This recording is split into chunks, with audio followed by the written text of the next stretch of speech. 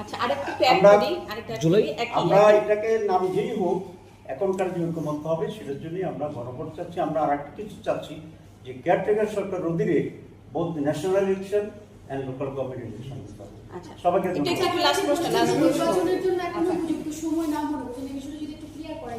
আমরা মনে করি যে একটা ন্যাশনাল আমাদের যে একটা গভর্নমেন্টের আর একটা গভর্নমেন্টের মাঝে ব্রিজ হচ্ছে ইন্টারিম গভর্নমেন্ট। ইন্টারিম গভর্নমেন্ট অনেক লম্বা সময় থাকার বিষয় নয়। যেহেতু কিছু রিফর্ম আমরা চাচ্ছি সেই জন্য আমরা মিনিমাম সময়টা দিতে হয় রিফর্ম করার জন্য, অতটুকুই আমরা এলাও করবো এবং এরপরেই যত শীঘ্র সম্ভব নির্বাচন দিতে হবে। নির্বাচন may be the better solution for it to bring the normalcy. আমার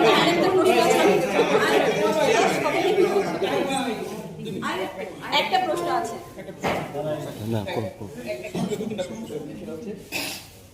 আপনাদের প্রপোজাল ছিল যে লোয়ার হাউস ক্লিয়ার দিতে হবে, আপনারা কি এখনো সেটাতেই আছেন নাকি আপার হাউস ক্লিয়ার করা যাবে? আমরা দুটো নির্বাচনে লোয়ার হাউস আপার হাউস নির্বাচন দুটোতেই ক্লিয়ার সিস্টেমই আমরা চেষ্টা করি। আচ্ছা, আরেকটা বিষয় যেটা হচ্ছে যে আপনারা যেটা বলতেছেন যে এই সংস্কার কিভাবে বাস্তবায়ন হবে তার জন্য ওনারা 6টা পদ দিয়েছিল, আপনারা কোনো তখন ঠিক দেন নাই, আপনারা ফাঁকা ছিলেন। এখন কি আপনারা স্পেসিফিকলি বলতেছেন যে এই যা ঐক্যমত্য হবে সব আগে গণভোট হবে? গণভোট বলেছি আজকে প্রথম পয়েন্ট হচ্ছে দৃষ্টিকোণ থেকে কোনো রিফর্ম চাইবে না। আমরা যে সমস্ত প্রস্তাবনা জমা দিয়েছিলাম আজকে কোনো কোনো বিষয়ে আমরা আমাদের পূর্বের প্রস্তাবনাকে চেঞ্জ করে ওনাদের সাথে ঐক্যমত্য হয়েছি, ঐক্যমত্য পোষণ করেছি এবং নতুন কিছু প্রস্তাবনা আমরা আলোচনা করেছি যেটা তারাও এগ্রি করার ব্যাপারে একমত হয়েছে।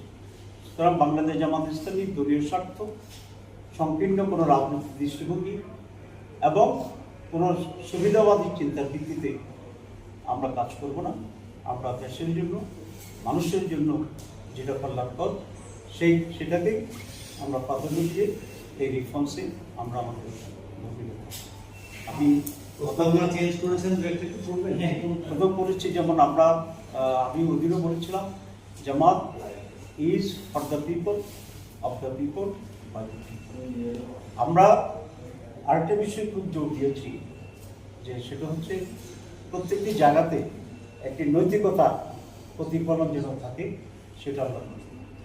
আপনি যেটা জিজ্ঞেস করেছেন কোথায় কোথায় আমরা আবার এক জায়গাতে এসেও কোনো প্রশ্ন করছি, যেমন সেখানে প্রধান চিফ অ্যাডভাইজার তার নিয়োগের ব্যাপারে তো আমরা আজকে একটু চেঞ্জ করে একমত হয়েছি।